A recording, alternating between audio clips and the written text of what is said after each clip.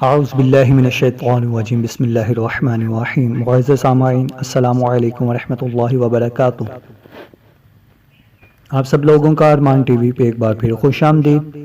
آج ہم آپ کے لیے دو اور ویڈیو لے کر آئے ہیں۔ ٹائٹل تو آپ نے ریڈ کر لیا ہوگا، سردی میں ہاتھ پاؤں پھٹنے کا علاج، بدن کے داغ دھبوں کا علاج۔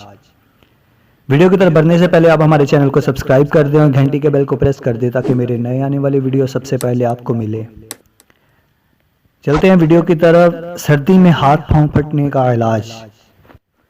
سردی کی شدت میں بعض اوقات ہاتھ پاؤں اور ہونٹ پھٹ جاتے ہیں اور ان میں چیڑے سے پڑ جاتے ہیں جو سخت تکلیف دیتے ہیں۔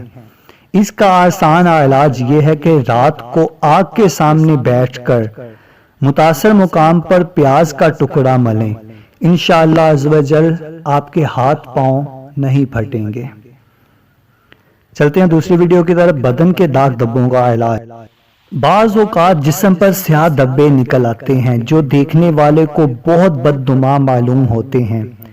اس کا علاج یہ ہے کہ روزانہ پانی میں نمک پگھلا کر اس میں پیاز کے ایک ٹکڑے کو ڈبو کر آہستہ آہستہ اس جگہ پہ رگڑیں۔ انشاءاللہ عز و جل تھوڑے ہی دنوں میں شفا نصیب ہو جائے گی۔